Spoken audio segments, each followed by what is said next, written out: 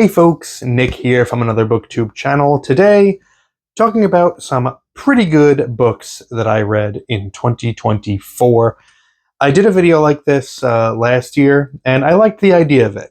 These are books that, as I say, are pretty good. Like, they're not great. I didn't love them, but they were also better than average, and they're still worth a read, but there's not like enough to talk about them individually for their own videos. So these are just a collection of books that you may enjoy. I'm also including comic books in here as well, that are worth checking out, but just with the mild recommendation of them being pretty good. Let's kick off right away with a pretty recent book. I think this book came out this year.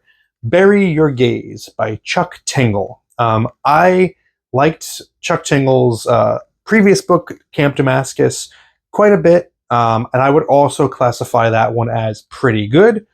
But though I did do a separate, isolated review of that one. Bury Your Gaze, I thought it was pretty good. Bury Your Gaze is about a screenwriter named Misha. Misha is currently writing one of the hottest shows on television. Also just got nominated for his first Academy Award for a short film. So a lot of success rolling in, but things take a turn when his producers of the TV show basically issue a mandate saying that the characters that he's been planting the seeds of being gay for a long time, in the season finale that's coming up, if they're going to admit that they're gay on screen, if they're going to come out on screen, then he has to kill them. He has to bury his gays. That's the trope. That's the name of the book. Gay people in media, in fiction, cannot have a happy ending. That's the trope. So this obviously doesn't work for Misha. It offends him as a gay man himself.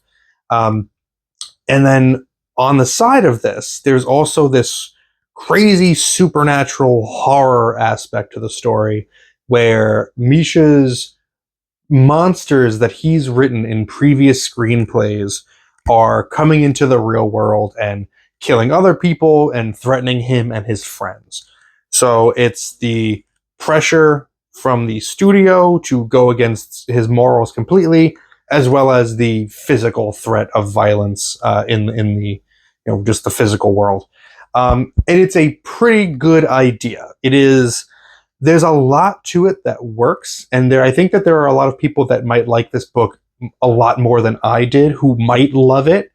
I think there's a lot of ideas in here that individually work pretty well. I don't know that the sum of its parts is as strong as the parts themselves.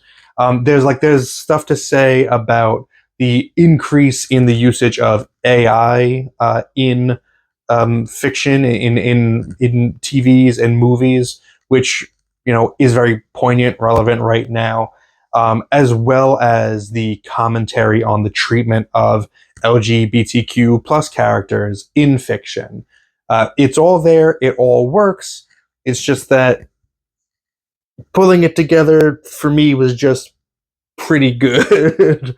I also think that the kind of twist in this story, which, without going into detail on it, it's more of a science fiction twist than a supernatural twist.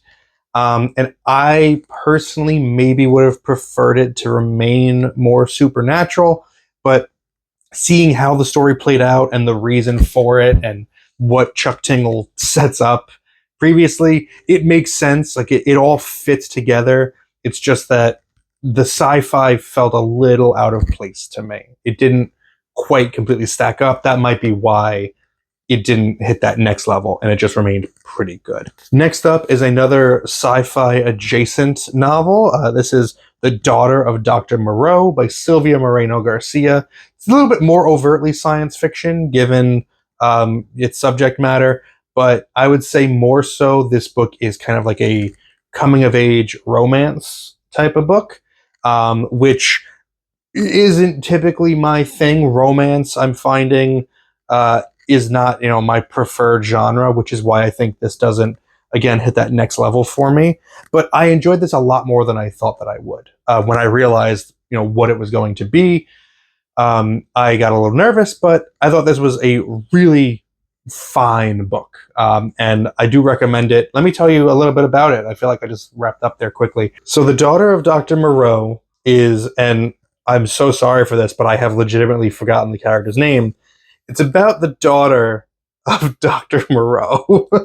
So the H.G. Wells story, The Island of Dr. Moreau, is about the scientist who lives on his own island, and he creates these horrible little creatures. They're like man and animal hybrid put together. So in this one, the daughter and Dr. Moreau live, out of the way in the South American jungle. She is, getting to that point where like she's of age, wanting to notice boys, but she never leaves this like palatial estate that they live on. All of her friends are the hybrids that are populating the island. And then things escalate when Dr. Moreau's like benefactor, the person paying for all these experiments, his son, I think, comes to visit. The son's very young, very handsome, and so the daughter is naturally quite taken with him because he's really the first kind of guy that she's ever really met. And so the book is about that first love and the trials that come with it. Getting kind of deceived and taken in by someone who doesn't feel the same way about you. But all at the same time, there's this aspect where like the hybrids are a factor in the background. And I'm concerned I'm not like doing it justice in my description of it. It's been a minute since I've read it, so I can't be too much more detailed. I liked it. I liked this book. It's just that when I'm having trouble recollecting because nothing really stood out too strongly about it. It was enjoyable to read, and I recommend it, but in the end, it's not one that's really like stuck with me as a favorite. It's definitely not my favorite of Sylvia Moreno Garcia's. I think I did like it a little bit more than Silver Nitrate, which is funny because I think the last video I did where I talked about pretty good books, Silver Nitrate was in that video. I think this one was better than Silver Nitrate. I'd say that. Let's shift gears here let's do a comic book. Let's do a graphic novel. And I feel really bad putting this book on this list. And when I explain to you what it is, you'll see why. That's Rosalie Lightning by Tom Hart. This is a difficult book because this is a memoir of grief. Tom Hart wrote and drew this book as a way of dealing with the sudden death of his just barely 2-year-old daughter, Rosalie. She was about to turn 2. I can't imagine just the strength to be able to create something like this in that scenario. Just being able to get that grief onto the page and get it all out there. The reason I'm calling this just pretty good is I somehow, and for some whatever reason, I didn't get the grief too much. Like I went into this book wanting to cry at it. Like I was like, all right, let's do a big emotional read. Let's kind of like have that be the mood for this book. And I never cried reading it, and I didn't even really get close to. And I find that interesting because the subject matter is so horrible, and it should be just like easy. It should have been very easy to cry at this book. There was just something about the way that Tom Hart structured the memoir.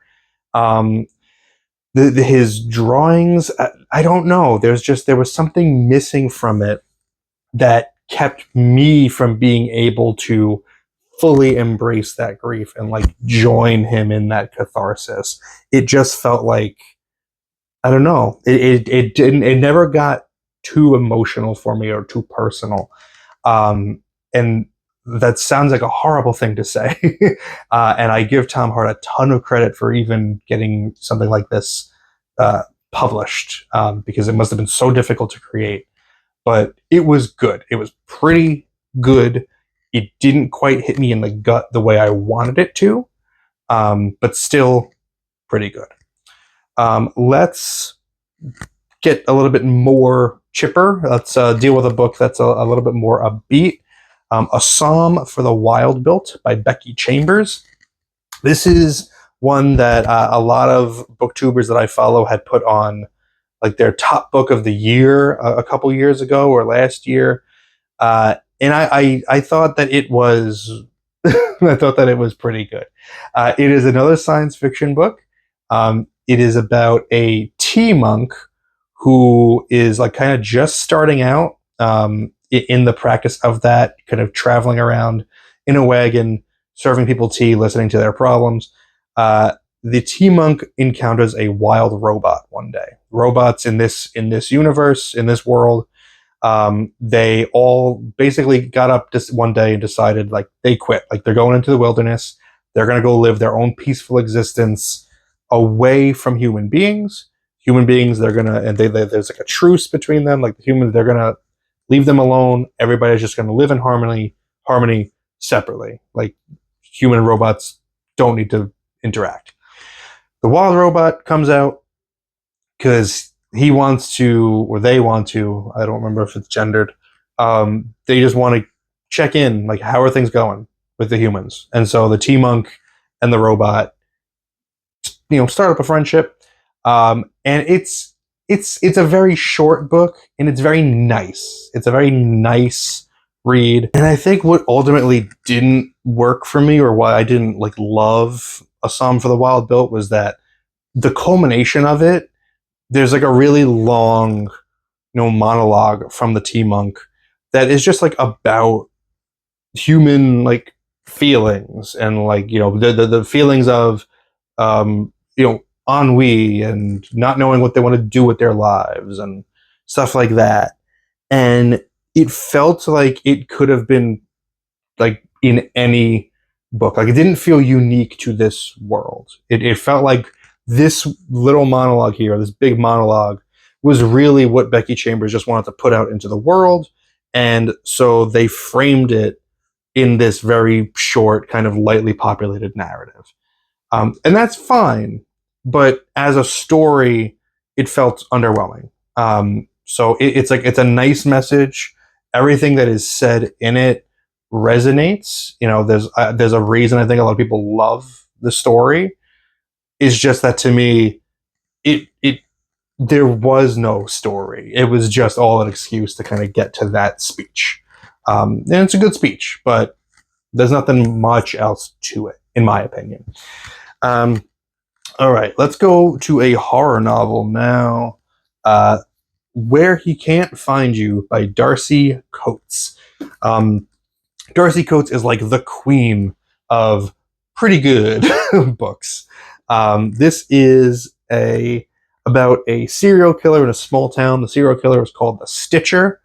People go missing, and then, however long later, sometimes days, sometimes weeks, sometimes years, their body parts show back up somewhere, stitched together in odd combinations with red yarn. The story is about Abby, whose younger sister gets taken by the Stitcher.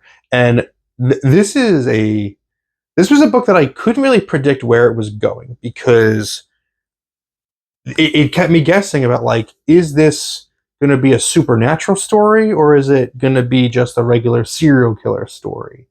And then it kind of reveals itself as it goes on, where it's like, okay, it has to be a supernatural type of story. So is this going to be satisfying? And then it's kind of satisfying, but it's not like too satisfying.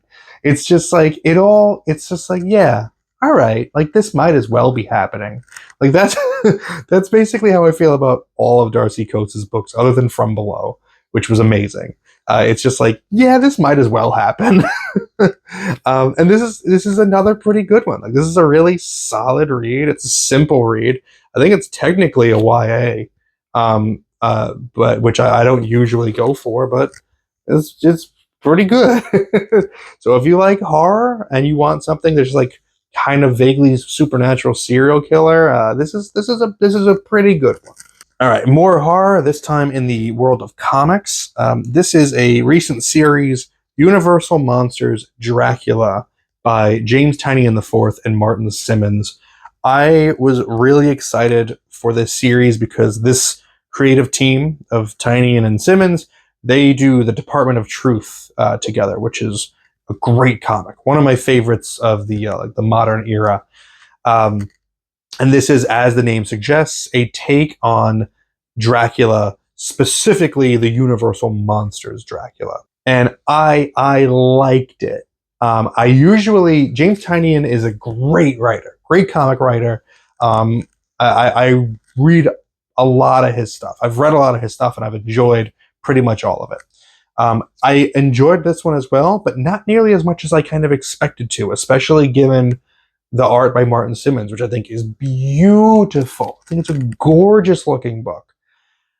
But I think there's a few things that conspired against making this one really work for me, which is first, it's Dracula again. Like, how many times am I going to see a Dracula story? Like, how many times are we going to go back to this well where it's like, oh, it's Dracula, but a little different? Or it's like, it's the same Dracula, but we just made it again, like how many times can we go back to this well? This one focuses primarily on Renfield. Dracula is barely a character in it. The story picks up where Dracula has already left Transylvania, so he's in, London? Whatever. So there's none of that intro. It's just Renfield's already in the asylum. And it's primarily about him, and it's fine, but like there's what haven't we done with these characters already? I wanted James Tynion to give me something completely new, and there just really wasn't much new there. There was a lot of stuff that you see from other Dracula adaptations that are present here. It looks great. It's an easy enough read. It's a fun enough read, but there wasn't that extra little that's something that separates it from the hundreds of other Dracula adaptations that exist. So that's that. Completely different type of book here, Columbo, The Grassy Knoll by William Harrington. This is the first Columbo novel to tie in with the TV show, obviously. And the second one, Columbo, The Helter Skelter Murders, is great. Like, it's so good. I couldn't put it on this list because I think it's a great book. But Columbo, The Grassy Knoll, this is a pretty good one. This is Columbo investigating the murder of a TV show host. That host, the show he does is like conspiracies, like having guests on that talk about conspiracies, and him attacking them or giving them a podium to preach their craziness on, whatever. And the most popular topic of the show is the JFK assassination. And the host is murdered right before an episode is going to be produced, with shocking revelations about the JFK assassination. So what ultimately happens here is Columbo not only investigates the murder of the TV host, but also investigates the JFK assassination, and he solves it. He at the end of this book, you're gonna. I mean, obviously it's not real, but Columbo will have discovered something that had been missing in the JFK assassination for 30 years or whatever at this point. And that's just wild. I love Columbo. The character is really well captured here. You read it, and it's Peter Falk is just kind of saying the words. It captures all of his little nuances of just pretending to be stupid, coming back into the room being oh, one more thing, I forgot. All that stuff's in here. It's really funny. I made a hardcover out of it. It's only a paperback format, but I turned it into a hardcover because I liked it. And the last book I'm going to talk about, it's actually a comic book. This is Tom Strong, the compendium, just the entirety of Tom Strong by Alan Moore and Chris Sprouse. I am a big Alan Moore fan. I think he's probably the best comic writer that's ever done it. Tom Strong is one of his creator-owned series that he did for his imprint of America's Best Comics, and it's pretty good. But it was just pretty good. This one was talked up a lot to me by the people at my local comic shop. The owners there really love it. It's an ode to like Doc Savage type of stories, like serials, like pulp serials. And it's fun. I think what didn't work for me, what kept it from being great, is reading it in compendium format. So there are comics that I believe are meant to be read monthly. Reading them one after another was not the way that they were published. It wasn't the way that they were meant to be read. And this felt like that to me because there's not a ton of overarching storylines. It's, for the most part, things get wrapped up in a single issue. Sometimes in one issue there's multiple plots. Or multiple stories that are just shorter that get wrapped up. And so that style lends itself to a monthly format where like you get the new one, you read the stories for that month, and then you put it away, and then by the time the next month rolls around, you're ready for more stories. This one, I don't know, that mood, like that Doc Savage type of men's adventure, but like a little bit chipper and like not corny, not schmaltzy. Like there was a lot of fun to it, a lot of creativity to it, but it does great after a while when you just keep reading the same type of stories over and over again, right after another.